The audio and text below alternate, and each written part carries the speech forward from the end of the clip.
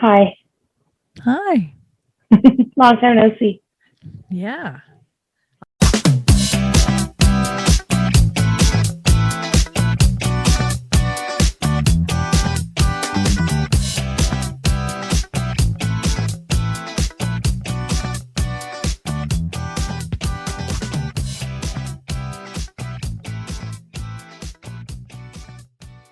Both, yes. Both On that booths. note, shall we Yes. begin, my friend? All right. Let's do Let's it. welcome everybody to this week's episode of Squintcast. My name is Kelly. I'm Brittany. And this week we're going to be discussing Bones, season 4, episode 22, titled I didn't do my vocal warm-up. Let's see if I can say this in one go. The Double Death of the Dearly Departed.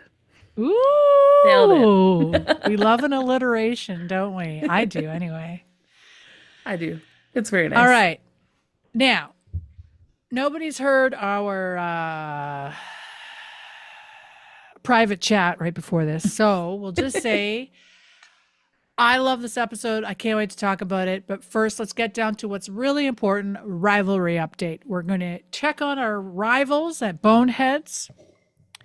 I haven't really listened lately, but I did hear one long enough the other day to know. You know what I'm going to say? I'm just going to interrupt myself and tell you that. Okay. I find myself putting on Boneheads just to check the rival situation because, you got to keep on top, Gotta keep your keep up. enemies close,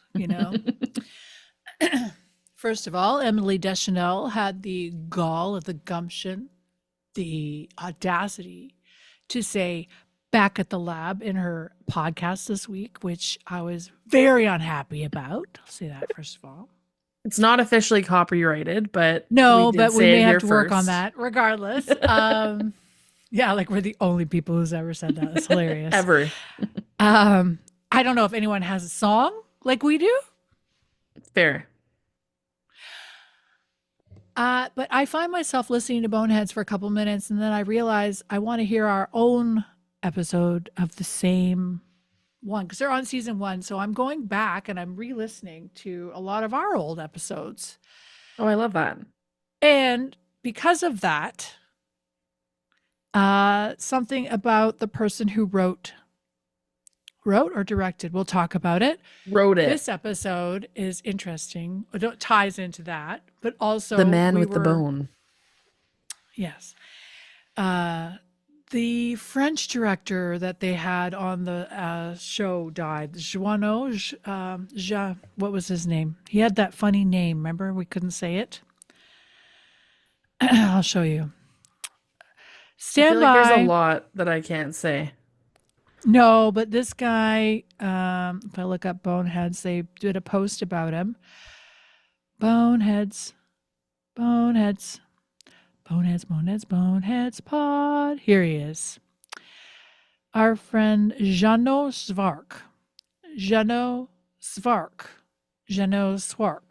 He's a French director. He did the one about the astronauts, was a spaceman in a crater. Okay.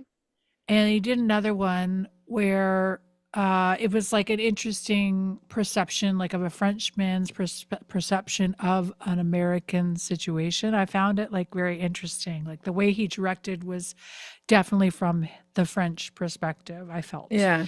Anyway, he passed away last week, Well, R.I.P. as was told to us. But regardless, I just want you all to know that the rivalry still exists. And it's prompted me to go back and listen to our old stuff, which is fun for me because it's like before Wayne was born. It was before you bought the house. It was, during That's COVID. crazy. And it was just like, wow, it's so wild.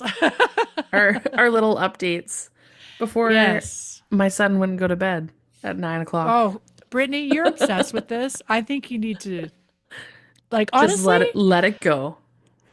like, leave him alone in the room for a while. Like, leave. Just say, see you, We bud. tried. And then come We back and tried check on that. him.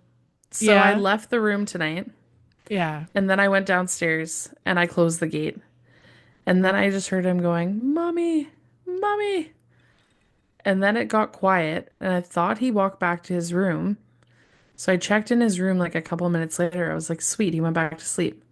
I look in his room, he is not there. I'm like, where is he? It has Where the been hell did he very go? quiet. Ugh. I walk upstairs and he is sitting on my bed with the iPad What? and he's like, "Oh, I just got the iPad out because I was waiting for you." I'm like, "Get to bed. Go to bed." So he just grabbed this. It's not an iPad, it's a Fire tablet or whatever, the Amazon, whatever. But whatever. What the? Anyway, This is what we want to talk about, the gall and the gumption and the audacity. What is up with this kid? He's just, it's like he owns the place. he does. He runs this place, even He's though I like, try to put my foot down. wow. Wow. I was just So how waiting did you for get him you. back? You just told him, I was just I waiting was for you? like, yeah, Wayne, I'm you know like, it's bedtime. Stop fucking around. Get to bed. literally, That's what my I was parents like, would be like. it's time to get to bed. Oh yeah.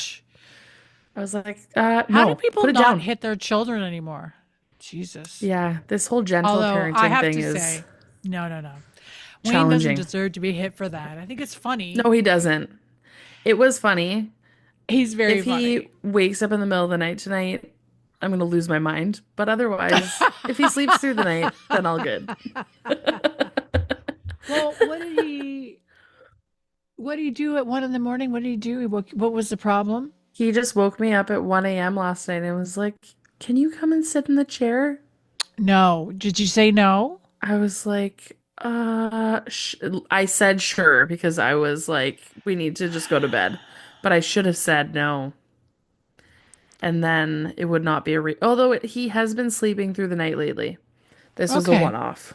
Okay. So Well, you have to say no next time. if he does it Because tonight, mommy tonight is needs a her no. sleep. Say, Mommy I need needs my her beauty sleep. sleep. I need my I beauty do. sleep. I I don't look do. this gorgeous without sleeping, my friend. So My please face just is breaking out because of let you, Wayne. me.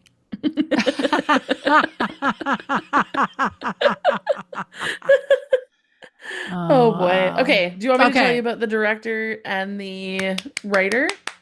Yay. So, the writer is Craig Yes. Silverstein, and as you mentioned, he Yes. wrote 2 episodes of the show total. The first being The Man with the Bones, season 118, episode 18, And I and the just second say, one being this episode. I Yes. was literally just listening to Man with a Bone today because Perfect. my Spotify just keeps playing like when I'm sleepy. I wake up and I'm Yeah. listening to Man with a Bone, and then I find out this guy also wrote Man with a Bone. You'll have to definitely share the parallels and stuff. He wrote he's written a lot of cool stuff Oh actually. He yeah, wrote so Percy much. Jackson and the Olympians, um, Turn Washington Spies. I've never even heard of that. Have you And watched he that wrote show? 40 episodes. No. Brittany, you have Would I to. like You it? have to. Where Okay. is Craig from, by the way? Good question. I didn't look this up. I'm gonna look it up right now. I'm looking it up as well. Let's see who will win the race. It's going to be Brittany. I'm just going to say that right now. It will not. It Is will he a not. producer or a writer? Which one is he now? There's someone who's a A Harvard software. engineer. Yeah. Oh, we both saw the same thing. Yeah. I got a Yeah, I don't TV know where producer. he's. Fiction, drama, television series, AMC. Where's he from? Where's he from? You I'm know who looking he at looks like? He Wikipedia. looks like oh my gosh, he looks so much like what is that guy's name? Jeffrey Oh, this Dean is gonna kill Morgan. me. No, no. No? He looks like Stephen Merchant. Oh God, you think so? Steven's so much 100%. taller though. Yeah, but the face is so similar. I don't Yeah. know. Turn Let's assume Washington's. Mhm. he's American. I is my guess. Yeah, let's just say that. Perhaps from Washington. I don't Perhaps. know. Craig, if you're Um, listening, where are you born? where the hell were you born? Regardless, I just want to say also the Turn Washington Spies is actually a really fun show. Okay, I would highly recommend it, and you should look it up. It's on I will. Prime, apparently, but it might be American Prime. You know what I mean? Oh yeah. Sometimes things are not available for us. Okay. Milan Shalov. I definitely butchered that. I'm so sorry. Is the What? director of this episode, Milan Shilov. Okay. He goes on to direct 10 episodes of Bones, but this is his Yes. first. So Yes. I'm really, really looking forward to watching more episodes that he has directed Yes. because I really His like this episode. 100%. I love the writing was Yeah, phenomenal and the direction it was just oh, hilarious. It was just perfect. awesome. It was Yeah. like I don't know what it was. It reminded me of like an 80s. This is the one I told you was like a Weekend at Bernie's thing. And I Yeah. showed you the trailer for Weekend at Bernie's where they basically carry around a dead guy all weekend at his house because he's like a rich dead guy. And they Spoiler have this alert. oh, come on. It's from like 1980, blah, blah, blah. With, I think it's Andrew McCarthy. Anyway, it's so ridiculous. And it reminded me so much of Weekend at Bernie's. And just it was very, yeah, like 80s slapstick. It was just great. I just thought it was so fun. You still I eating? can't wait to talk about this episode between bites. I took a bite of my dinner. Sorry. I thought I would eat it faster. And you know what? Everybody was just This episode is they were amazing. just It's so so good. great. They were so great. All right, Okay, let's begin. let's begin. Oh, the one thing I didn't mention that we were Yes. talking about before we started recording when we were just catching up is how I cannot understand, and if someone who is listening to this episode knows why this happened, I cannot comprehend why this episode, so episodes 20, 21, 22, and 23, all aired within 1 week of each other. And I'm not really sure why.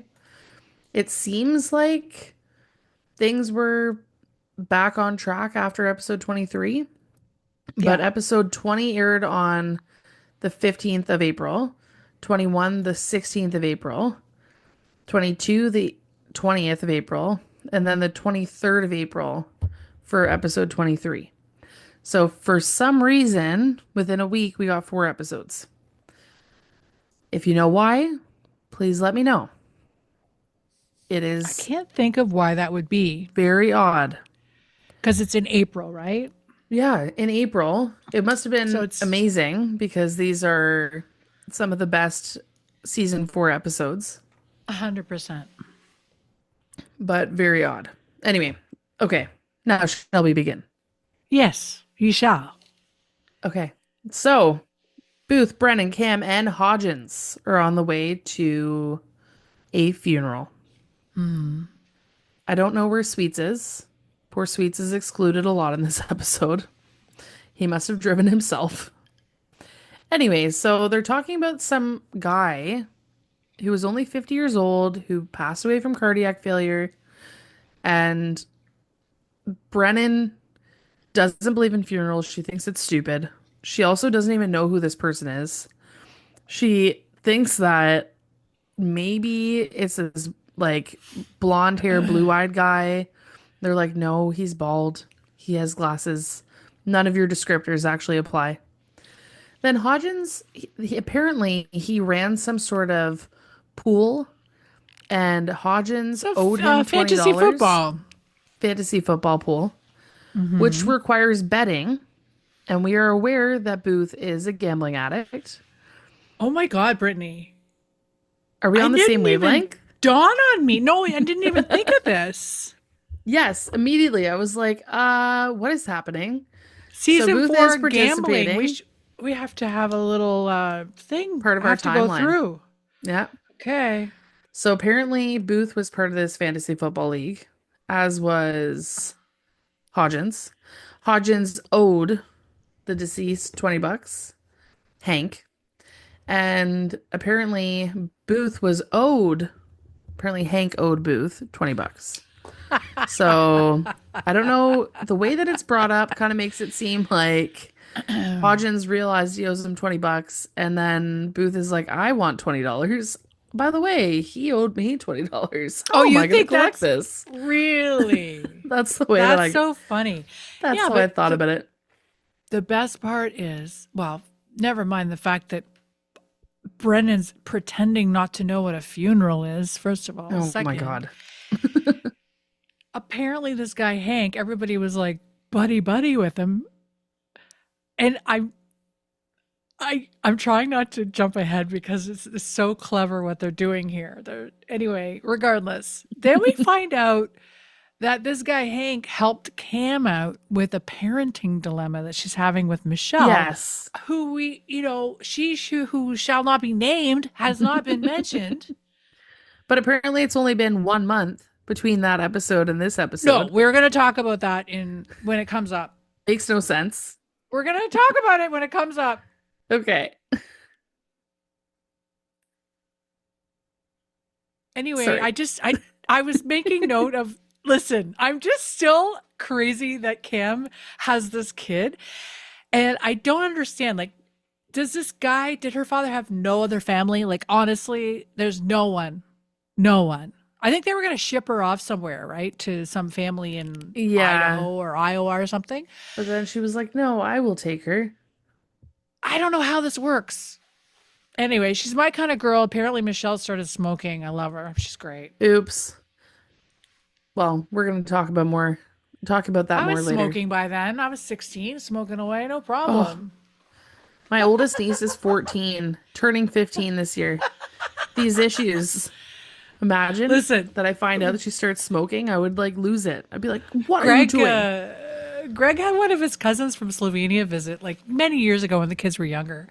Simona or something her name is. Anyway, she's 13. She's smoking cigarettes. Greg's like, oh, well, it's very European, I guess. I don't know. Jeez. What are you going to do? Okay. I guess, yeah, you can't really do much. Okay.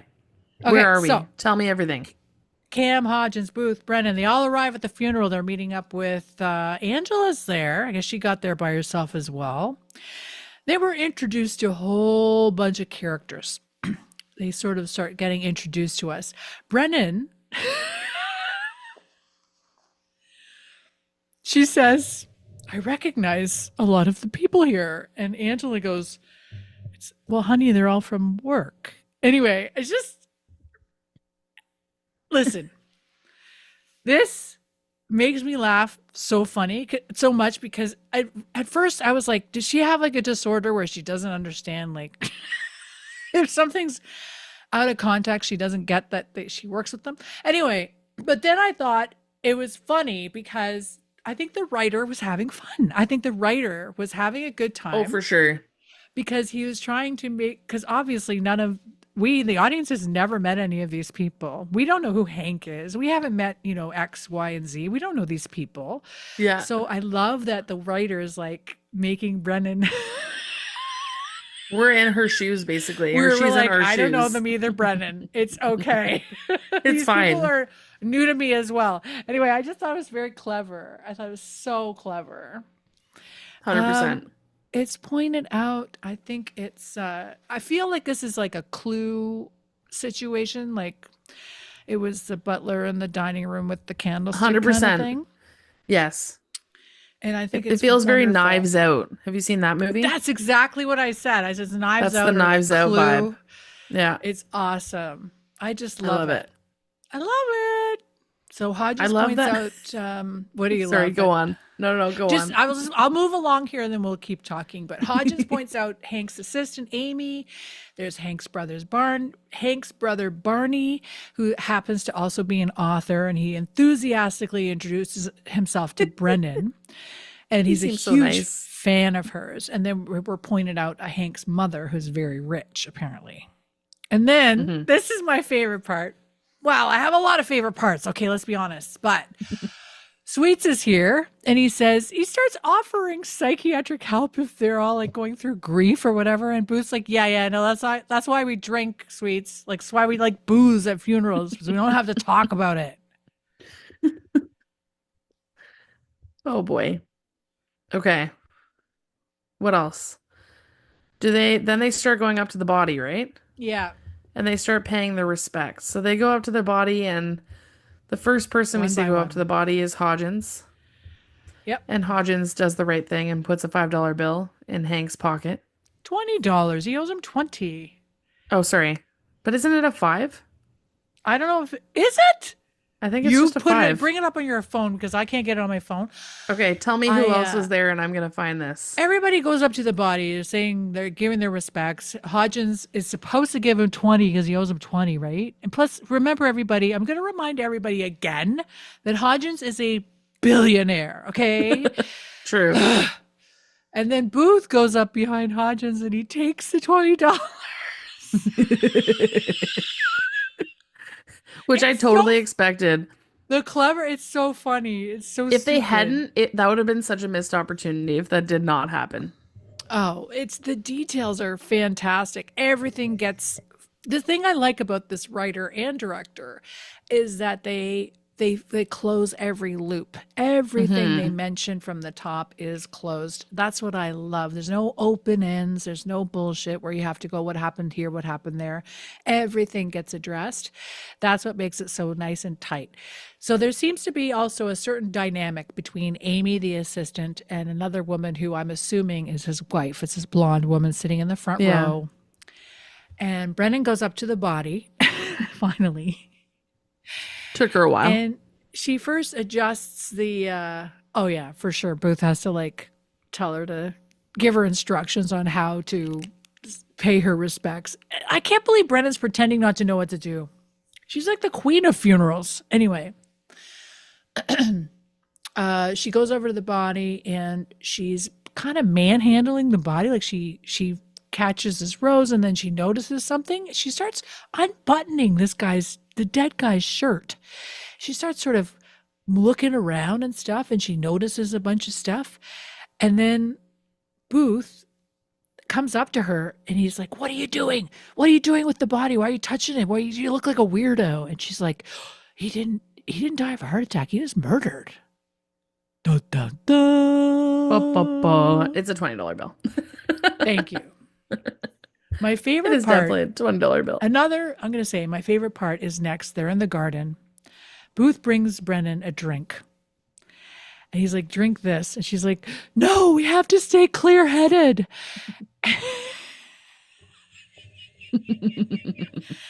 And she's telling Booth, she's like, "He's been murdered. He was murdered. He was murdered." And he's like, "Okay, Brennan, we need to stop saying the word murder. We need to find a different word." So what word did they choose? Translation instead.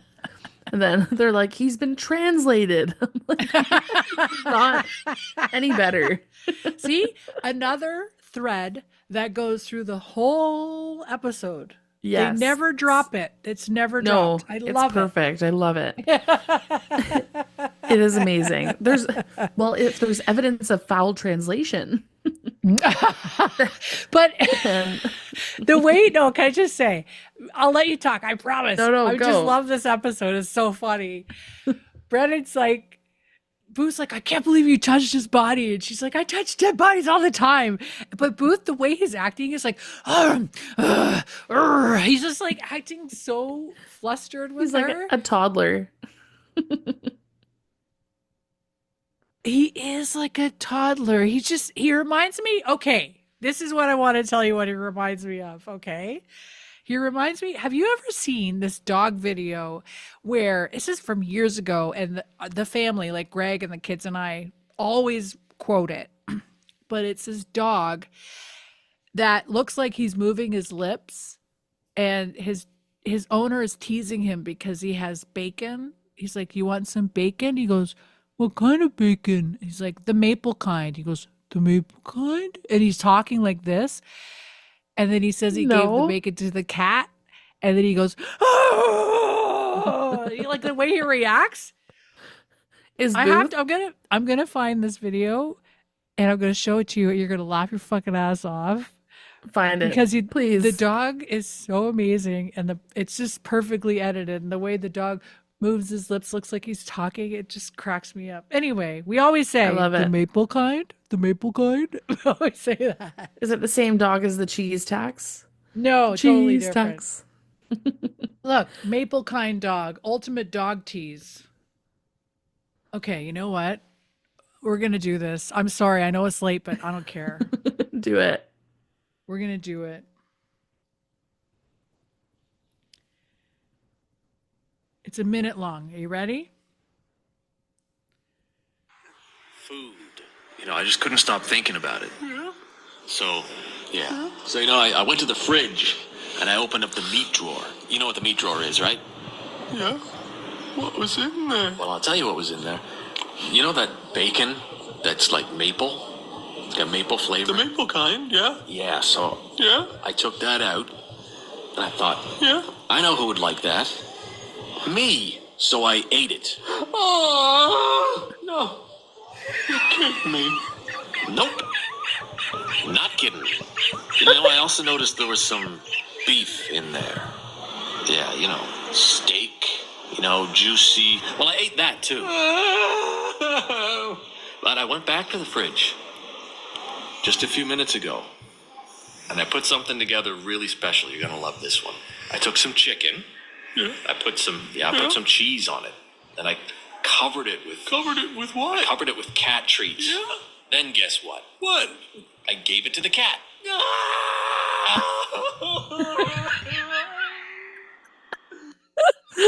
Oh my gosh. And I've never that, seen that. everybody, is a maple kind dog. That's the maple kind dog, and that is Booth's attitude during this entire The way scene. that Booth was going, every time I touch dead bodies all the time. He's just there to have a drink and enjoy his funeral. He does not want to do this. Does It's not so want to funny. investigate this crime. And she's basically like, Hank is going to get cremated this afternoon, so all of the evidence is going to be destroyed. We need to deal with this. You have to get an injunction so we can examine the remains. This has to happen now. And so then he's like, fine, do it. But in the meantime, the family's doing toast and you got to go back in there and put on your best sad face. And then he makes a sad face. And he's like, no, sadder. And then she starts smiling. He's like, what is that? No. And then she makes this face like as if her frown were melting on her face. She's a cartoon. She is a cartoon. The way she makes her making frown. this ridiculous. Like, oh. Or the way she's frowning. It is awesome. It's so funny. And we totally blew through the opening credits. Oh, shit. Before this Okay. scene, we had our opening credits. Bum, bum, Okay. bum, bum, bum, bum. Ba-da-da. There's an intro somewhere, guys. Pretend we did it a scene ago. There you go. Okay, here's where I'm going to talk about. Please. So we go back into the room where there's people drinking and giving eulogies, and we enter into this situation where we have drunk family dysfunction.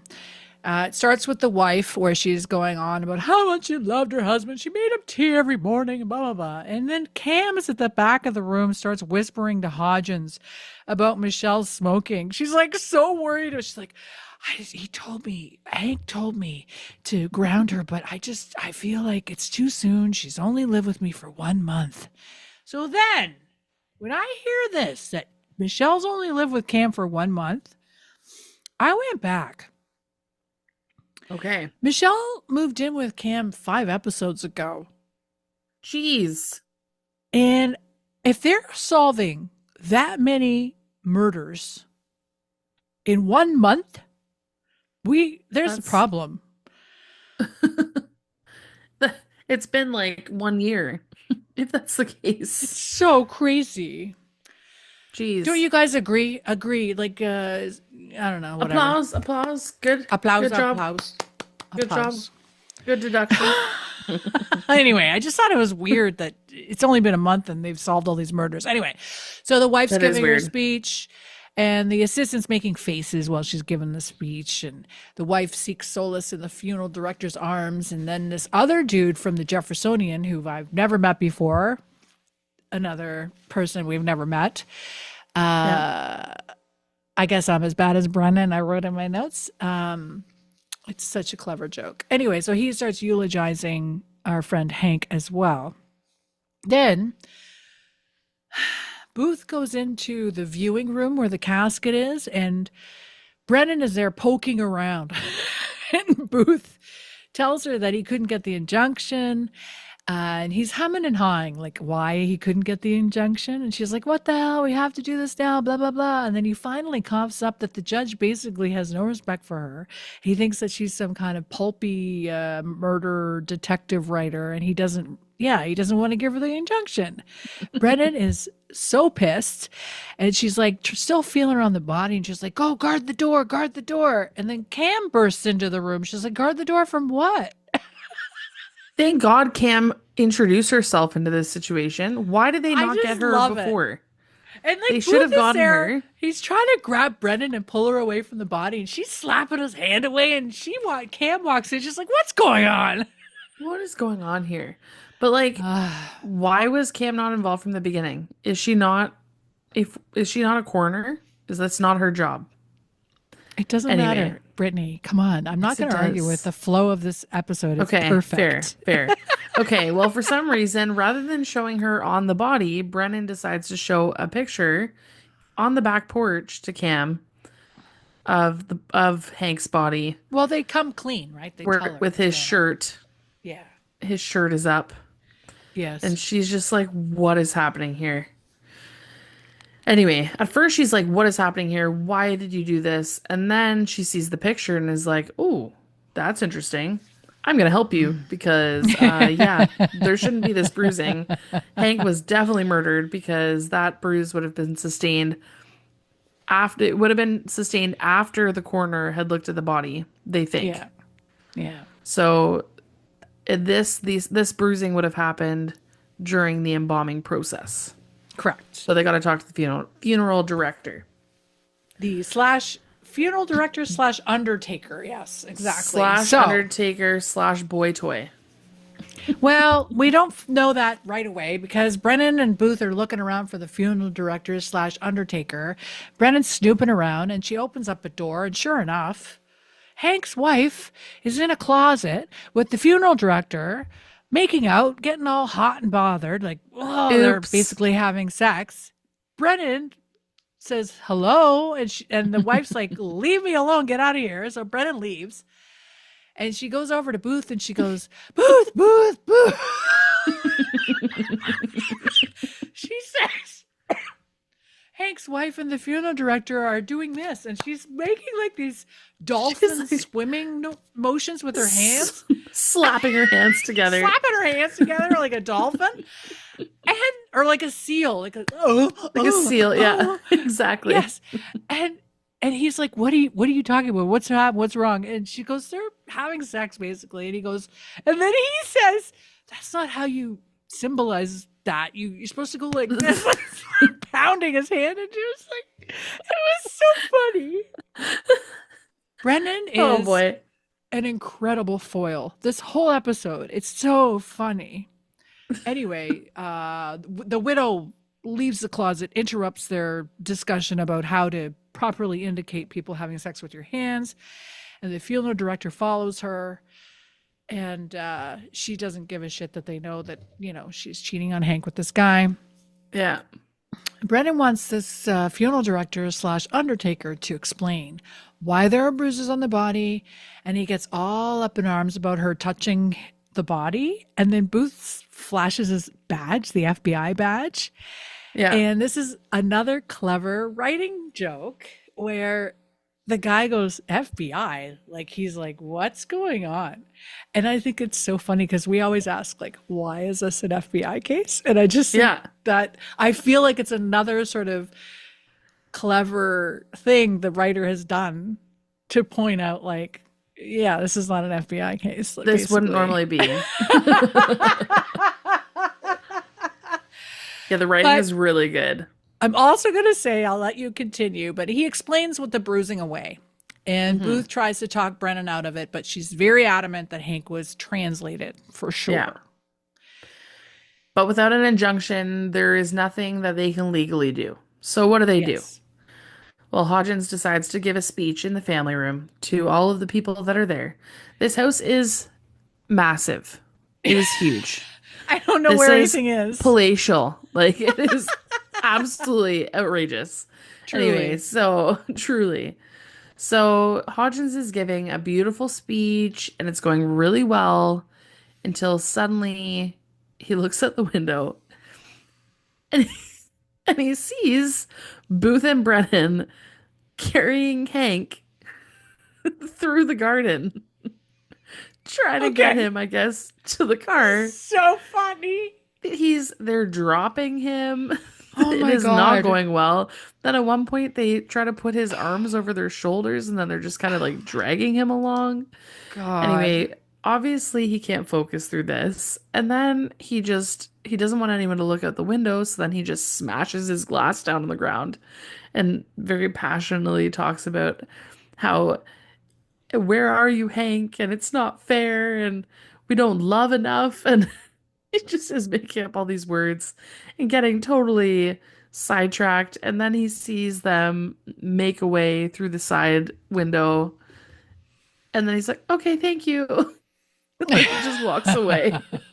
And everyone's like, okay, crazy. Except for the one girl who had put the rose on Hank, which I think was Hank's assistant. She is looking at Hodgins like he is saying something so profound. Yeah, it's so funny. So Cam apparently, this is so funny to me because what happens here now is that after Hodgins distracts everyone from looking outside and focusing on him giving this crazy eulogy, Cam is like running. They took Angela's car. I don't know how they took Angela's car without telling Angela what they were using the car for. No idea. So it's mentioned in conversation that it's a Matrix. Like, is this product placement for the Matrix? Because Toyota all the way. I drive a Toyota Corolla. Obviously, they need a reliable vehicle, the Toyota. it's just a Get weird away. ad placement, don't you think? Anyway, so Cam and It Brennan is, take but then the they body. don't show, like, they don't actually show the whole car, They don't though. show the Like, car. Anyway, carry on. Cam and Brennan take the body back to the lab. Booth stays behind to watch over the casket so no one comes in and tries to take a peek and like talk to him and stuff. So now we go back to the funeral after Hodgins' eulogy. Angela approaches Hodgins, asks, "What's up? Why are you acting so weird?" Hodgins is terrible at lying, but he tries to like talk, like make some kind of philosophical argument for what he was talking about. And then they're interrupted by Hank's assistant, Amy, and telling him his speech was great. And then he starts being kind of like a detective. I don't know how Hodgins knows about this scenario, like what's happening with the body. I honestly think that he just saw that and was like, oh, okay, the only reason they would take this body is if they think that he was murdered. So then he's like, Yes. I'm going to investigate. I think that he starts investigating by asking Amy, the last time you saw Hank, what happened? Do you know what he had lunch with? Blah, blah, blah. And Angela's like, why are you asking her all these questions? We find out Hank had a sushi lunch with somebody that she didn't know. Like she wasn't sure who he was having lunch with that day. So it was a mystery person. Amy's so upset. She throws her arms around Hodgins and starts crying, and then Hodgins kind of tries to like peel her off of him so that she'll go away. And then Angela kind of she corners him Yeah. and asks him like, why are you being so weird? And he tells her immediately. Yeah. He's like, says- they think Hank was murdered. Yeah, they think Hank was murdered and they took the body back to the lab. And she's like, they stole the body. And then she like bursts into the viewing room where Booth's guarding the casket. She's like, what the fuck's going on? So now Angela's in on it. I love it. Everyone's in on it except for poor it. Sweets, but we'll talk about him soon. Oh yeah, we'll talk about that. Oh my God. Okay, yeah. So then she barges in, as you said. Then Booth is like, no, we don't say murdered. We say translated. Get with the program. We're not using the word murdered today. Yes. Anyway, so basically they're like, okay, well, first of all, what do we do here? We have to basically, if anyone wants to come and see the body, we have to explain to them why Well, no, they that can't see the happens body. later with the funeral director. What happens now is a mother comes Is in, with she the wants to mom. see the body, and Yeah. Angela makes up something. This story. Yes. So basically, she's like, okay, hi, Miss Riley. You can't see your son right now. I'm so sorry. But she starts making up all these excuses. Well, the Undertaker didn't graduate at the top of his class, so they didn't do a very good job. Like the putty is kind of melted. Kind of looks like his hair also. His hair looks like Hitler. And then Miss Riley is like, what? Like Hitler? And then Barney, the son, walks in and she's like, turn around. You can't see him like this. He looks like Hitler. And Barney's just like, Mom, like lay off the sauce. How much have you drank? But okay, like let's go, and helps her with her oxygen. And Yeah. anyway, Brennan was saying that the fractures are not then we move forward. Back at the lab. Back in the lab. So the fractures are not caused by CPR Yes. for sure. Well, they figured out pretty quick what happened. They figured it out it's very obvious. Apparently the Undertaker had covered up there's 13 stab wounds. And so Cam is like, okay, it's obviously caused by this, it's called a trocar, this instrument that the coroner would have been, not coroner, that the Undertaker would have been using when he was embalming the body. Yeah. And so their thinking is that Hank Riley did have a heart attack, was declared dead by the paramedics and the medical examiner, sent to the Undertaker. Then something happened where he wasn't actually dead, and he sat up and freaked the Undertaker out, and then the Undertaker stabbed him and killed him. Yes. Oops. Yeah. So what do we have next? We have Booth he's kidnapped the Undertaker, brought him to his car to look at his laptop, and they've got this direct feed to the Jeffersonian. So there's a camera pointing at the dead body with Cam and Brennan back at the JI, and the Undertaker's like, "What the hell? Is that guy's body? Like, how did you get it over there?" And Cam and Brennan confront the Undertaker on camera, and he pretty much fesses up right away Immediately. because he was like doing it, doing his job, la di da, and then all of a sudden he says, he starts freaking out, and he says he did acid in high school, and that's why he's not a doctor. This is where zombies. Yeah, he says, zombies, it's like crazy. Anyway, so he's freaked out, and this is when I said this shit is pure comedy, and I said, who wrote this? Because it was making me laugh. This funeral director. I laughed the whole time. He was so funny, this guy. Anyway, he told him he's working on the body. He sat up, his eyes opened, and he stabbed him like crazy. And then Cam says, while she's at the JI with Brennan, she goes, "Yeah, I swear I see bodies move all the time when I'm in here." And she looks over at Brennan, and Brennan looks at her. She gives her nothing. Brennan gives her nothing. Brennan's like, okay, crazy. And Cam is like so funny, and I love her so much. And Brennan I'm just going to tell you too. Last episode, I forgot to bring this up, but Brennan is such a bitch to Cam in the last episode. There were a couple scenes where I'm like, what the hell? I just feel like Brennan is so disrespectful to Cam. Anyway, what do we got here? I feel like that's typical, though. That's kind of been their shtick since the beginning. No, but like Brennan did this weird thing last episode where she was frustrated with Cam because Cam was like asking Brennan to just stretch her imagination a little bit, like try to be more malleable or more flexible in some way with evidence. Okay. And Brennan was like, looks at her and went, like she just made this noise. And I was just like, Oh. oh my God, like it's so rude. Anyway, regardless, Cam Weird. figures that the embalming fluid would have gotten rid of any traces of toxins in the body, but Cam then decides to pull liquid out of his eye, which we've seen before in this show, where they get evidence out of the eyeball. And then as she's extracting the liquid, Booth is like, oh, he's so grossed out. He shuts the computer. Oh yeah. It's so He's like, no, fun. thank you. And I'm looking away too. I'm like, oh God. Why do I have to look at this? So what did she find in the eyeball stuff? Well, in the eyeball, she confirms that Hank has been poisoned by tetrodotoxin. He's been translated. He's been translated. Booth. So they announced this. Brennan is filling everyone in on the findings.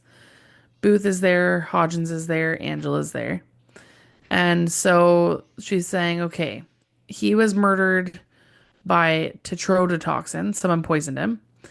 And anyway, apparently, I hope that poor Undertaker doesn't actually go down for manslaughter. But anyway. So someone else tried to murder him. So someone is getting an attempted murder charge, and then possibly the Undertaker is going to be going down for manslaughter. But regardless, they realize that that's a controlled substance. So someone would have had to be prescribed, or they would have had to purchase. Like there would be a trail of it being purchased. So Angela's like, all I need is a computer. Maybe I can look this up in some database, whatever. Yep. But regardless, they need to make sure that no one, if anyone. This whole episode, if anyone comes into this room, they're not allowed to look in the casket. So they have to come up with a plan for how that can happen. In the meantime, I guess they're going to go find out what Angela can find out in the car with Booth. The funny thing in that scene was that Booth kept mispronouncing tetrodotoxin. Yeah, he kept saying Over tetrahydrogen. hydrogen. And over. No, but you would call it different things. Tetra Tetrahoclin. something, tetra this, tetra that. And they kept correcting him. It just really was, it's just so funny. Anyway. This is a good episode. Is this where they handcuff the Undertaker to the coffin?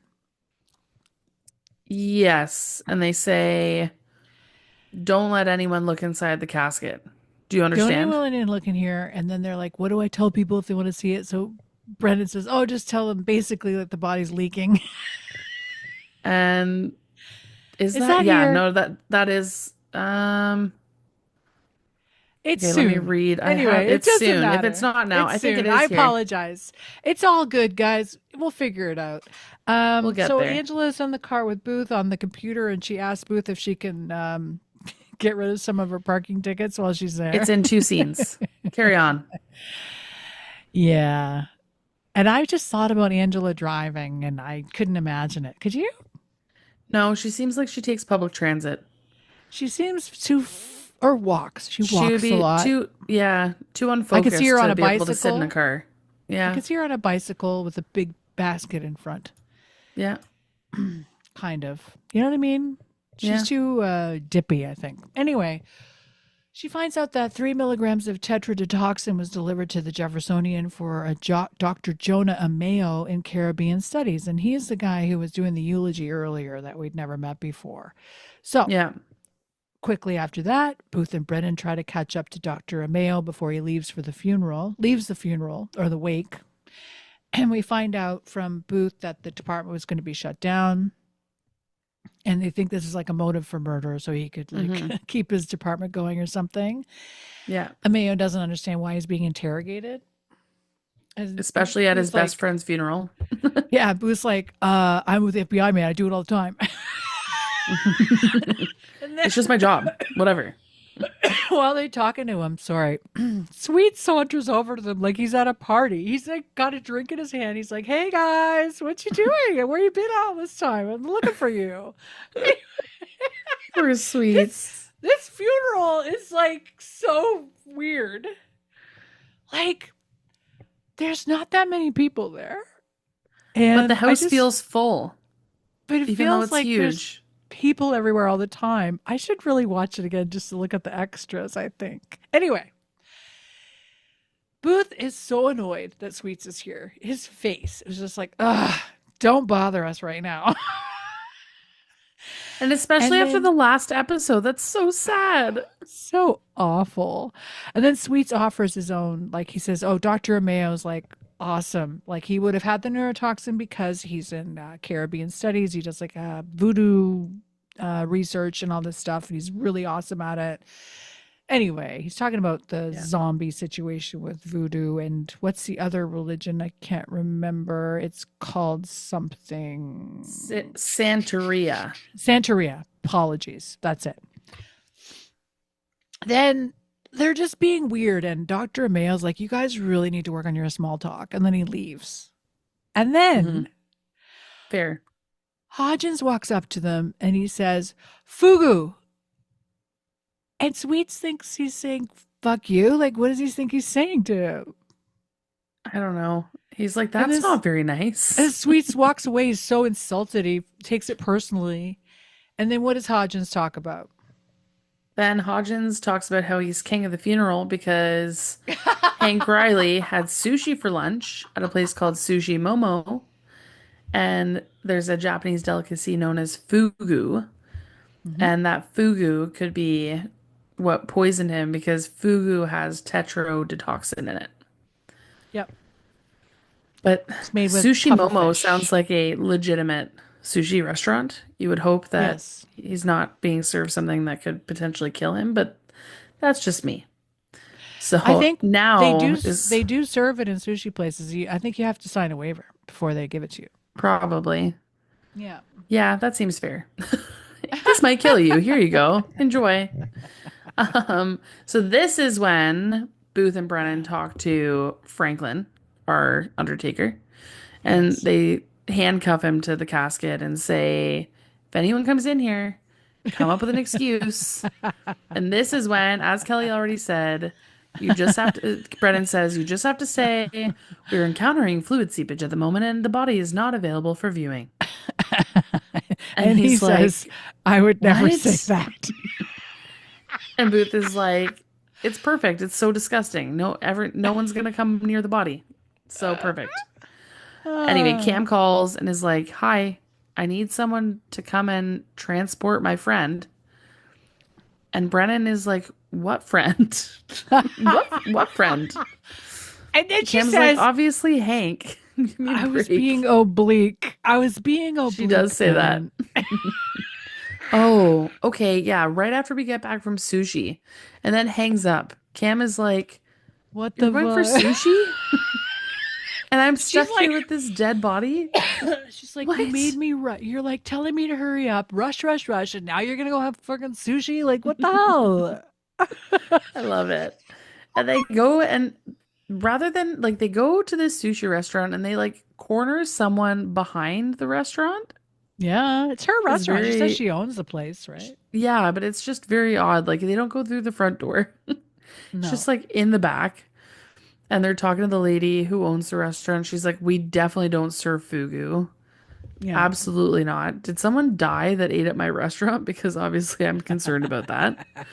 And they say, oh, it was this guy, Hank, and she knows who it is and says that he was really upset that day when he came for lunch.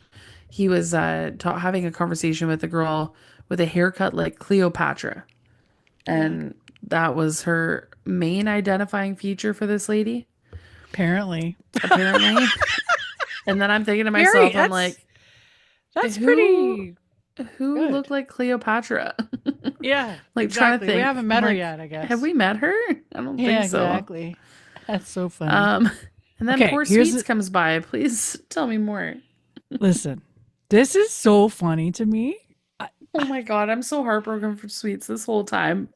Why are you heartbroken? He's fine. Anyway, He just wants to be loved. oh, stop it. You're still on last episode. This is him just being a hilarious, like, hanger on. Anyway, the funeral director is yanking his hand. He's trying to get this handcuff undetached from this casket. when Sweets walks into the viewing room where the casket is, and he can't think of anything to tell Sweets. It's like, I apologize, the body is not available for viewing. We are experiencing seepage at the moment. And then what Sweets does is classic. He stops in his tracks. He puts his hands in his pockets. And like Sweet's like, this guy is lying to me. Like, he can tell right away that this guy's lying to him. And I just want to say, I love this funeral director so much. He made me laugh this whole episode. He was so funny. He's like perfect because his comedic timing is great. His timing is fantastic. And he's also like, these people are weird. Like, all these Jeffersonian people are strange to him. And he's like a normal person. And he's just like reacting to their weirdness. I just think it's really funny. Anyway, Sweets tries to console him about grief. And I'm sure you experience this all the time. So Sweets is using language. It's kind of generalized, but then the funeral director is personalizing it to the fact that he killed Hank with his tool, his big screwdriver. But Sweets doesn't know that. Anyway, he's making him feel better. You shouldn't feel guilty. You don't feel guilty. It's not your fault. And Franklin's just like, thank you so much. Thanks, man. And then Sweets is like, oh, were you close to the deceased? And then he says, yeah, but I'm a lot closer to his wife. I was like, geez, Franklin. I love him so much. Oh boy. Anyway. What a mess. So then this gets crazier. So Brennan is talking with Cam about how they'll be there soon to pick up Hank. Cam's pissed. She's like, hurry the fuck up. Yeah. And then what else happens? We meet the woman. Okay, we finally meet the Cleopatra hair, but this is funny too. You talk about this. Well, right before they meet the Cleopatra, they run into Sweets, and Sweets is like, okay, you guys are holding back. You are not telling me something. I need you to be honest with me. Yes. And so they're like, yeah, we stole his body to confirm that he was murdered. I mean, it's translated. And Sweets is like, okay, you're just screwing with me now, and I don't appreciate that. That's awful. And then he realizes that they're actually telling the truth. Yes. And then he realizes, oh my God, is this the same? Was he murdered by the Undertaker? The same one that is with the body and has been telling everyone it's leaking, and the one that I just told it's okay to be a murderer? That's not good.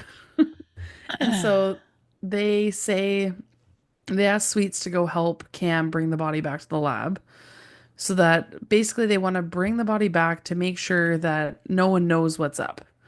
Because although they know that the stabber is the stabber, they also have a poisoner. And they don't know who the poisoner is. So they got to figure out who the poisoner is. In order to figure out who the poisoner is, they got to bring the body back like nothing had happened. So anyway, so then Sweets is just like, there's a poisoner and a stabber. And he's so loud. And Booth is like, shut up, stop talking. And he's like, oh, sorry. And then Booth walks off with Brennan, and Booth almost eats shit. Did you see that? I know. He almost fell down. It's so good, Brittany. It's so good. That's why I love this episode, because it was so funny. It was just like, Booth is like, shut up. And Sweets is like, I'm sorry. It's like one thing after another. Oh my God. It's so funny. Oh my God. Hilarious. Okay, now they talk to Cleopatra. Do you want to talk about it, or do you want me to? I want to talk about this because... Let's do it. There is a woman with Cleopatra hair. Here's what I'm going to say.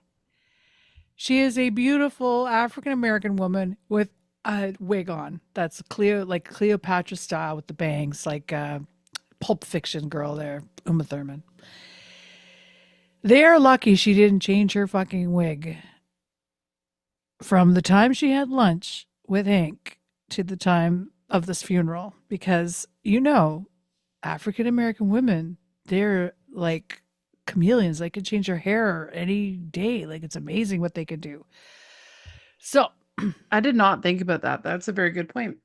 like, what if she wasn't wearing that wig? True. Anyway, I hope it's okay for me to say that, but I just I know think it's that fine.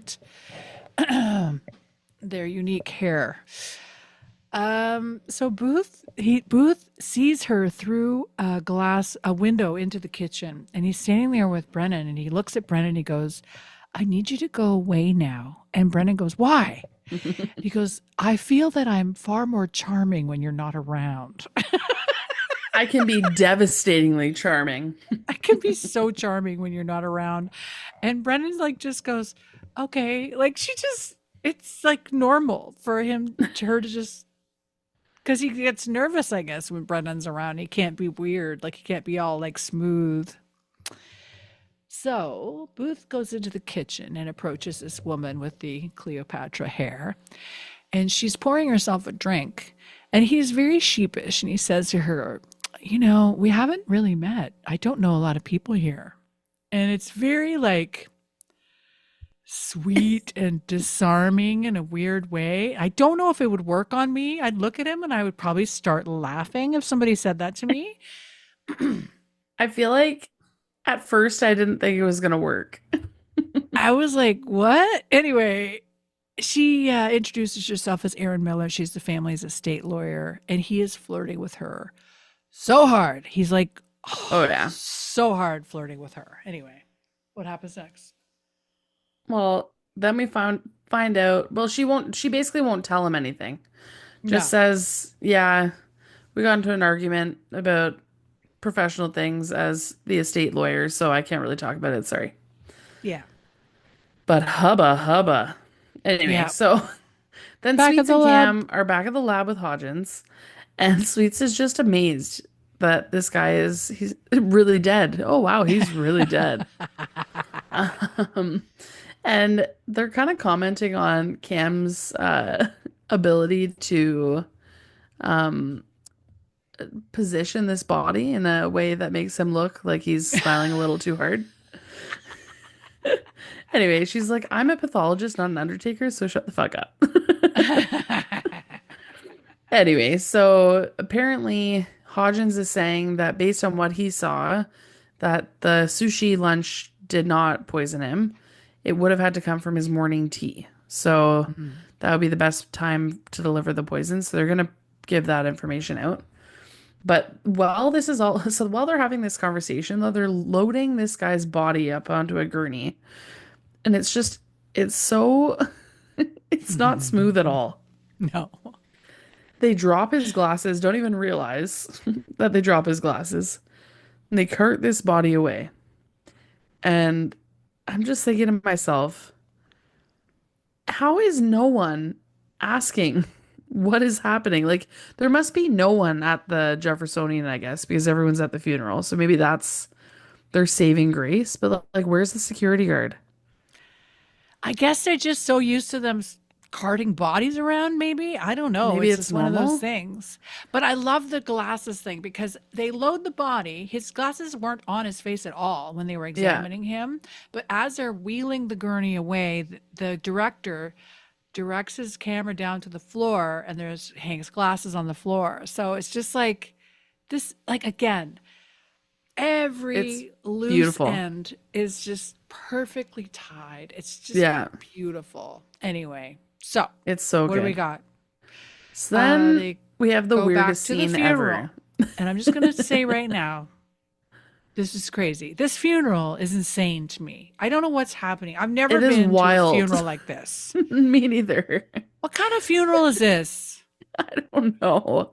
It's like eulogies and singing, and then there's people milling around, and then there's like a viewing room that nobody's in, and then And there's nowhere to fights. sit. Everybody's standing, right? And where's the Yeah. food? I don't see anybody eating. Do you see No anybody food. eating? No. Oh my God. Anyway, so Booth tells Brennan all the drama with the lawyer and all this stuff. And he wants, basically at the end of the day, they're trying to figure out who would have benefited from Hank's death. And they immediately think Barney, the brother, the wife, the brother, like whoever's involved, right? So Booth wants Brennan to talk with Barney. Yeah. And she's like, oh, is it because I'm young and sexy and I can loosen his tongue and get him to tell me things? And Booth is like, yeah, sure, of course. Sure, But you can also, be devastatingly charming. also, he wants you to publish his books, so maybe you should go sweet talk him a little bit. Oh boy. Well, it kind of works out nicely because we find out, first of all, Barney is like the nicest guy ever. He's so funny. And we get to hear Dr. Tempest Brennan. Well, really, we get to hear Emily Deschanel sing, which is a beautiful thing because her and Everybody Zoe loves Deschanel, that. yeah, her and her sister have beautiful singing voices. So she sings a little bit of Amazing Grace beside Barney, and Barney is just like, wow, you really have a lovely voice. She's like, yes, I know. Now let's talk about your book. So we find out his book is called Dark Tactical. It's a real nail biter about two SWAT guys, one good, one bad. And he's like, do you think that you could present it to your publisher? And she's like, no. And Booth is in the background like,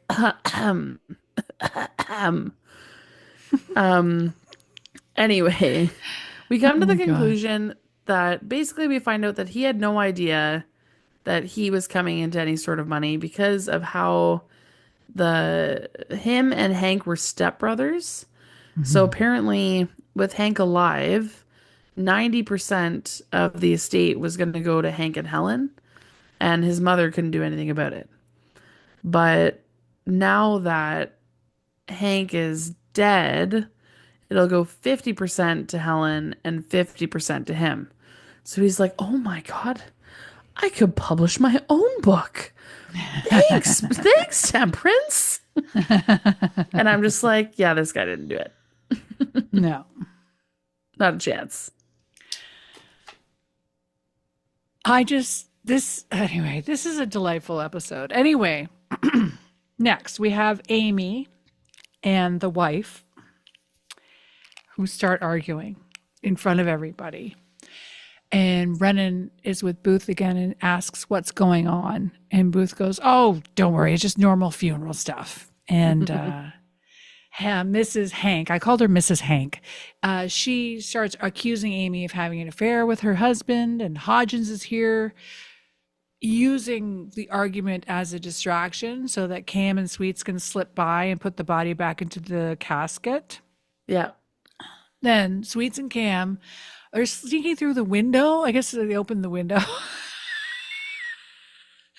of the viewing room, and the funeral director is there as well, like waiting for them. And he's all like, he looks like deer in headlights. He's like, what the hell's going on? Yeah. And then Cam and Sweets are left with the body. Hodgins was like, I gotta go. I don't know why he has to go. Can you remind me later? But anyway, I think he just wants to see. I think he just wants to see the fight. Yeah, he just wants to see the fight. He's so excited. And then, what was I going to say? So Cam and Sweets are left with the body, and Sweets is holding Cam's purse, and the body falls over. Anyway, it's just a hilarious moment. I love it. I love it so much. It's this whole episode is hilarious. You've been pointing It's so out funny. even every scene has something hilarious in it. It's so funny. And this is even more hilarious. What happens next? Oh my God. So, Mrs. Hank, Helen, and Amy, his assistant, start really getting into it. And Amy admits that she was having an affair, that she was sleeping with Hank. And Helen is like, yeah, you were nothing to him, so screw you. They're really getting into it. And then Booth is like trying to get between them and is like, do you think Hank would want you to fight? You need to stop. And Barney, his brother, is like, honestly, I think he would love this, especially if there was Jello involved. I'm just like, what? I love And him. then Booth just breaks out in song. He's like, he wouldn't want us to fight. He'd want us to sing. And then Oh he my starts God. singing, "Swing low, sweet chariot." Chariot coming for to carry me home. And Booth is a terrible singer. I'm just going to say Horrible. that right now. Absolutely terrible. David But he Boreanaz just can't sing. He's not a cannot triple sing for threat. his, definitely not. Probably not even a double threat. I don't see him dancing either. I can't But he see can him act, dancing. so that's good. There you go. There you go. But he's like directing, like he's swinging his arms and he's trying to get so everyone in he's on doing it. this whole performance, jumping around the whole room, clapping, getting everybody to sing this "Time for to carry me home." He's like being like a gospel leader. It's another distraction because Brennan and Hodgins are in the kitchen testing all the teas, all these different teas to see if they have the tetrodotoxin in it, and they finally find it. They find the Yeah, they one find it drink. pretty They quickly. find the tea pretty quickly, and they have they corner the wife and they bring her into another room in the house that's empty. It's a dining room of some kind, and they sit her down and they start sort of interrogating her about the whole tea situation. And we Yeah. have what happens next here? And then Well, this is while this is happening. So there's singing happening here. Hodges and Brennan are testing the teas. Cam's in the viewing room trying to adjust Hank's smile so he looks normal. And then, the lawyer comes in while she's adjusting the smile, and the funeral director says, like, where's his glasses? So Cam puts her sunglasses on Hank's face. The lawyer comes in and goes, "Oh, he looks happy." Like, it's so crazy. doesn't and even this comment is- on the glasses. Yeah, it doesn't say anything about the women's sunglasses on his face. And that's when they bring the wife in to interrogate her about the teas. That's right. And she admits immediately, like, I never gave him tea. It was all bullshit. The eulogy's all bullshit. He made his own then- tea. Like, fuck that Yeah, guy. exactly. Oh boy. Well, then Booth and Brennan are like, okay, they're driving. Apparently the wake is done. And they're driving in the car, Booth, Brennan, and Cam. Where is Hodgins? They didn't bother taking Hodgins home. Maybe Angela and Hodgins, after that speech, Maybe. went back together. And so Cam is out to lunch in the back. She's just obsessing about this whole the fact that Michelle is smoking.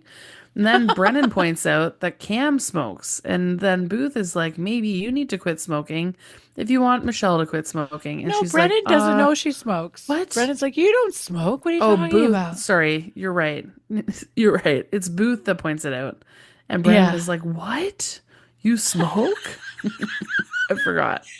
Didn't she talk Okay. about it too a few episodes ago? She's like, I Yeah. don't, I only have one once in a while. Like when I'm stressed. Oh my God. So then Brennan comes good. up with this idea because they need a way to catch the person who poisoned Hank.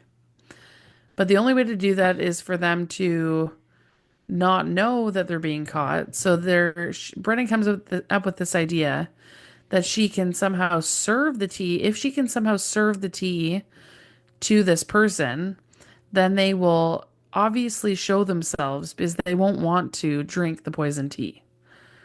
So Booth is like, "You're a genius." Anyway, I'm really jumping ahead and getting to the point, but she makes some comment about how this is something that happened in some southern Indian tribe and crops and stuff, but we don't need to get into it. Yeah, she explains it's a long-winded way of setting up a trap, basically. Yeah. And the idea is because apparently this funeral never ends, Brittany, because Yes, I have questions. yeah, Biz, there's an Oh. open casket. there's a couple things I have to say first. So in the car, Okay, when you they're go. talking about Cam smoking, I wanted to mention this too. I don't know if you mentioned this, but she seems more concerned about gaining weight if she quit smoking. And I was like, I did not mention this. I She's was like, I'm like, just going to okay. eat ice cream. okay, like get over yourself. Anyway, I don't like it when women worry about that stuff. That's all. And you know what? I'm Fair. triggered because my algorithm is full because I'm a woman of a certain age. I think my algorithm is just feeding me bullshit. about how I need to lose weight. And it's like, fuck off, you know? But you were an active woman. Tell You're me how doing you great. really feel. Anyway, that's besides the point. This, so we're to believe that this was an open casket funeral that lasted how long? They were there all fucking day running around the place, Yeah. carrying the body back and forth, going from room to room, right? Then the next day, Yeah. they're at the burial. And I didn't notice if there was a casket because he was supposed to be cremated. Did you notice that? Can you look at your There phone? was See if no there was a casket. No casket? Okay. He Because he was but supposed to I've be never, cremated. But is this normal that if someone's cremated that you have an open casket and then Honey, a cremation? never. I've never heard of this. Like no. all the cremations I've been to, they've already been cremated by the time the funeral happens. Yes, You my just look, there's grandma. an urn there. We That's what happened just with had Greg's my dad. grandma's funeral. Yes, and the Greg's urn dad. was sitting there. Urn sitting there. I've Same never with heard of this. the Yawns too, Michael Yawn. Okay. Sitting there. Yeah. It's No that is so casket. odd to me. Okay, I'm gonna double check that there's no casket, but I'm almost positive. Anyway, regardless, they're at the friggin' funeral. Brennan pipes up. She goes, "Oh, I just want to say one thing I didn't have a chance to yesterday at the actual wake or funeral." She talks about Hank and how great he was, and we got to celebrate with a drink. So she passes his tea around. This is the tea he drank every day. Everybody should have a drink. Bottoms up. Everybody enjoy. And the trap is that the idea is that if this is the tea he drank every day, it has poison in it. Therefore, the person who poisoned him will not want to drink from it and will probably stop other people from drinking from it. So sure enough, the person who pushes the drink out of Barney's hand is his mother. The mother doesn't want anyone to drink the tea. No casket. Good. Thank you for the confirmation. No problem. So this is a crazy chain of events, but at the end of the day, turns out that her husband was an asshole and he hit Barney out of the will and all this crap. And she wanted to make it so Barney could get money, but then it was brought up that somehow what she was doing was siphoning money out of a trust account and putting into another account. You would know more about this being an accountant. The lawyer said it was illegal. She brought it to Hank's attention, and then it all became a thing. So the mother felt that she had to get rid of Hank because he was causing a big stink. He was getting upset about the money being siphoned. Hank Because was quite a mess. He was having an affair. Mm-hmm. He was trying to screw his stepbrother out of a fortune. Just general messy mess. Yeah. Why is And they said Cam he was taking 50 advice years from this old. guy? Yeah. I wrote that. I meant to bring that up. I wrote that out. I wrote that He earlier looked like when we shit. first saw him. I'm sorry. Did you see There's him? no way that guy's 50. He looks like he's 70 years old. He looked terrible. I know he's a dead guy, but still, he looked bad. Still. Also, that actor that plays Hank, Yes. like, I think that he's an actual, like, you know how sometimes if it's like a dead body or like a victim or whatever, it's not really like a very famous actor. This guy has been in a lot of stuff. I see. Charles Doherty. Yes, that's him. Yeah. He's acted in 34 things. I've seen him before. I'm trying to he was in Monk. He was in 2 episodes of Monk. I think this director has directed Monk as well. And the director is Canadian. Okay.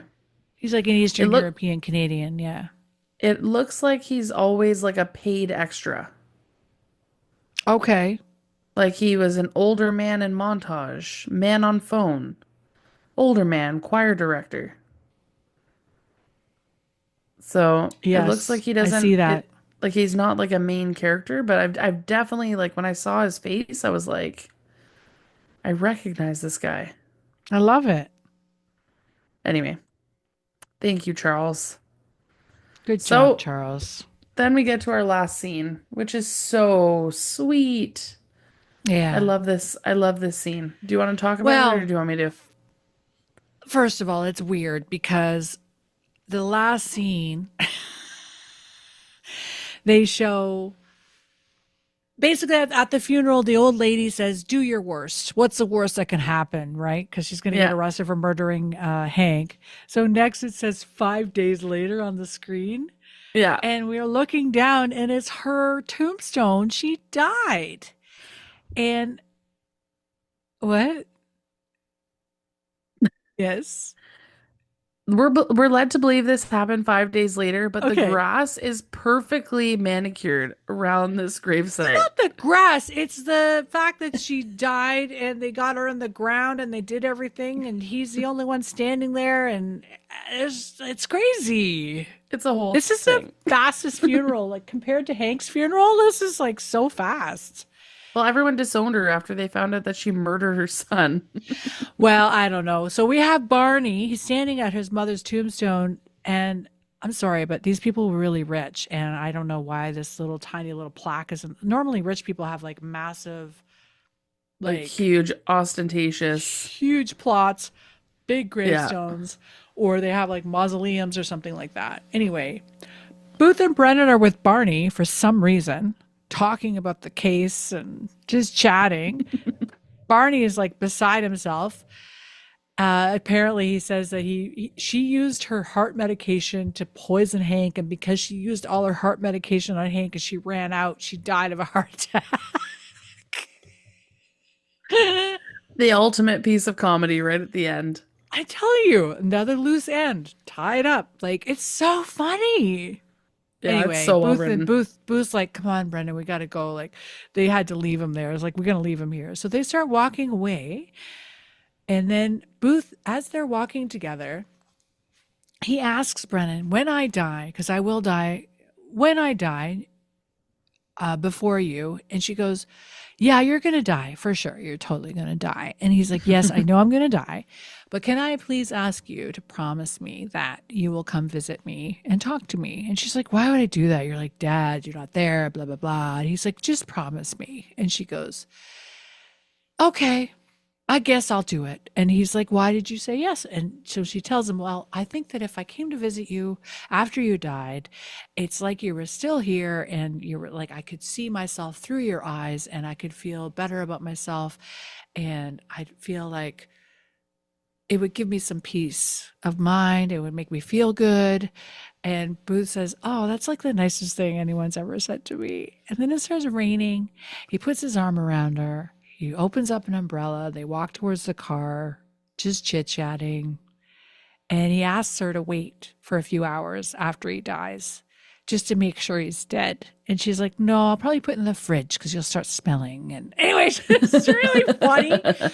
It's very sweet and like the ending was good. It was fun and like silly and it was great. And the best thing about this episode, that's the end of the episode. There was no tonal shift. Everything was great. It was funny all the way through. It was great. 100%. All the way through. It was amazing. I agree.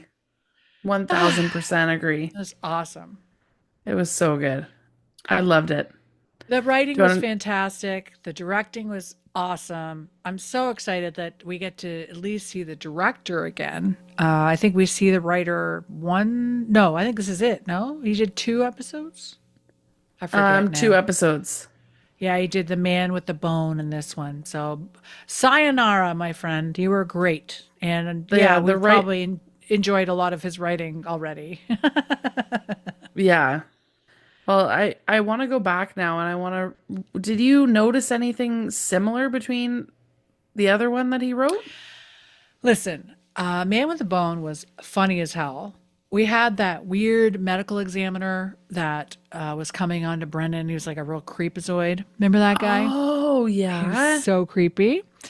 And what else was happening in that episode? Oh, Hodges was drunk and singing like old sea shanties while he was trying to get into the hole to go get the treasure. It was buried treasure. I have to listen. Yes, I have to listen to that episode. And then the woman was the mayor of the town. They were dressed up like pirates with his wife, and she's still wearing the costume after he died. I was just like, why are you walking around with the same costume on like 5 days later? And she had that the forgot about poinsettia that episode. tattoo. The poinsettia tattoo on her I back. totally forgot about that episode. Yeah. Okay, I need to definitely It's listen to weird, her man. take on it. These two have done a lot of weird cases. Yeah.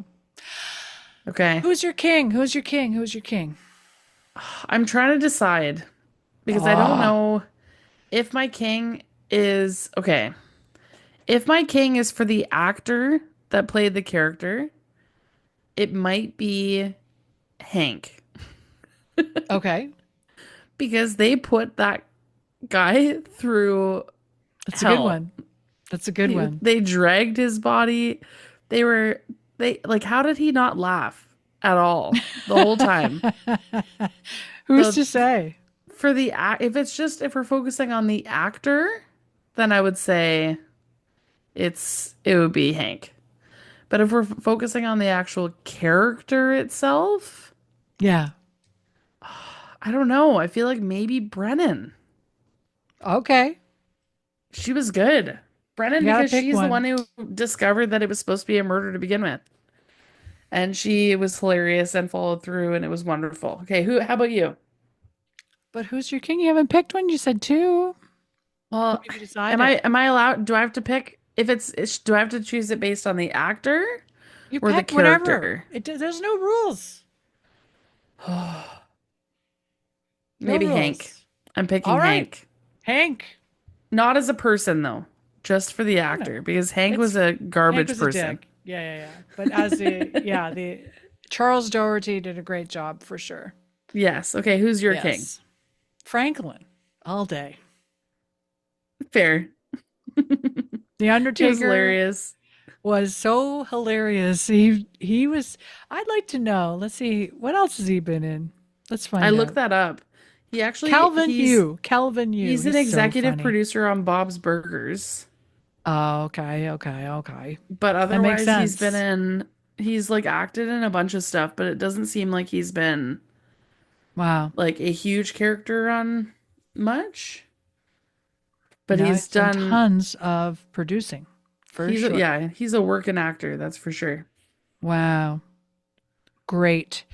He was funny as hell, man. Funny as hell. Like seriously. He was great. Every scene he just had the best like sharp timing. Who's your rat? Oh, You gonna do Hank too? You gonna do Hank? That was so funny, Brittany. Hank and Hank? Yeah. Okay. Hank is a person is my lab rat. Okay. Because he was a bad person. I love that he does both. Charles But Doherty, Hank the actor and was good. Hank the character. That's great, Brittany. I think that's wonderful. Double Hank. Double Hank. How about you? Mine's Amy. I got Amy the assistant. I thought she was a pain in the 100%. ass. She was a mess. If I was which a wife, mistress? I'd punch her. What mistress would bring a rose to the like? Why are you putting a rose on your? You're the mistress, and you're doing it in front of the wife. Yeah, Anyway. she's pretty brazen. Pretty brazen, and also just a crazy person. Much success. That was a great episode. I'm so excited. It I was love that so episode. funny, man. I haven't laughed. Like, I've watched it a couple times. Every time I'm like, it's so funny. I laughed so hard.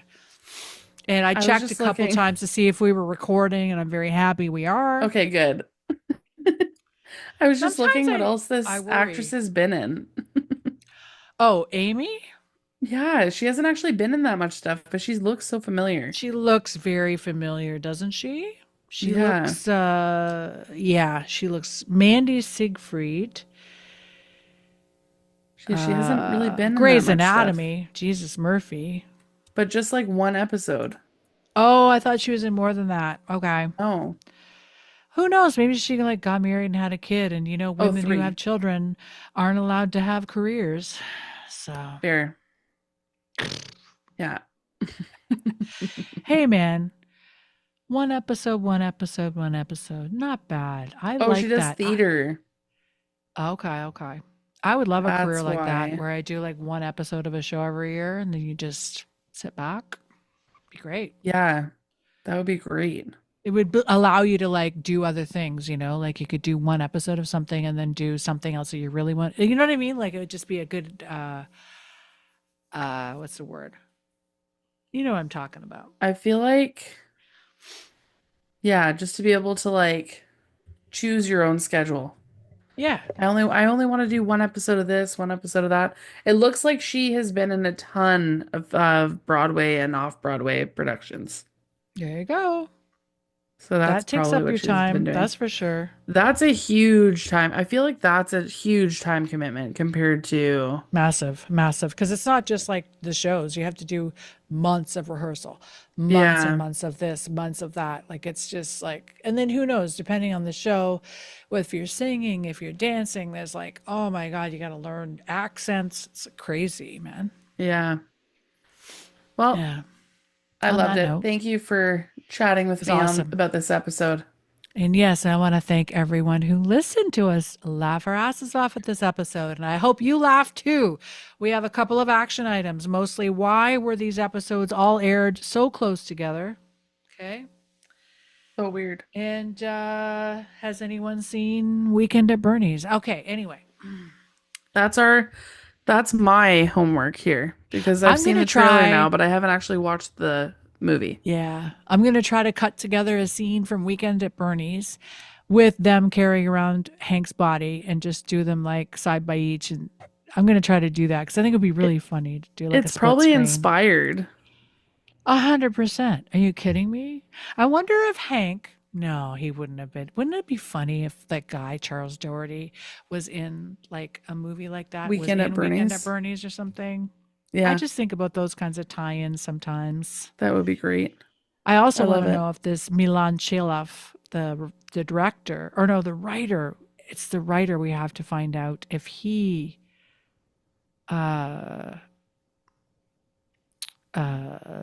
knew anyone from that movie or, you know what I mean? Like that kind of thing. True. Anyway, I'm Or very maybe it's curious something you about watched that. growing up. I'm just always curious about that. I'm sure he did if he's anywhere near my age range or older. Weekend at Bernie's Yeah. was a classic. There was like 2 or 3 of them too, I think. Well, I have to start watching. You're not going to. Don't I pretend. might. You're not going to. I know you're No. not. Did you ask Mark if he's seen Weekend at I'm gonna Bernie's? do it. I didn't. Now it's too late. I think he's No. fast asleep. Ask him another time. It's fine. I will. All right. On Okay. that note, thank you everyone for listening. Please check us out on Instagram. Check us out on TikTok. Check us out on YouTube. You can send us an email at squintcastpodcast@gmail.com.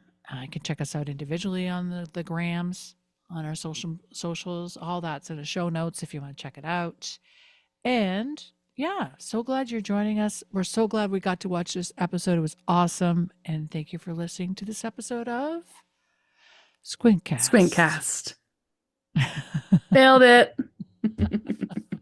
Bye. See you around. Thank you for listening to Squintcast with me, Kelly Booth, and your new friend, Brittany Elsner. The Bones theme is performed by The Crystal Method. They can be found on Instagram and YouTube at The Crystal Method and at thecrystalmethod.com. Intro and outro music is by Twisterium at Pixabay. Cover art was done by Irena Dolenc-Stajan. You can find us on Instagram and TikTok at Squintcast. Email us at squintcastpodcast@gmail.com.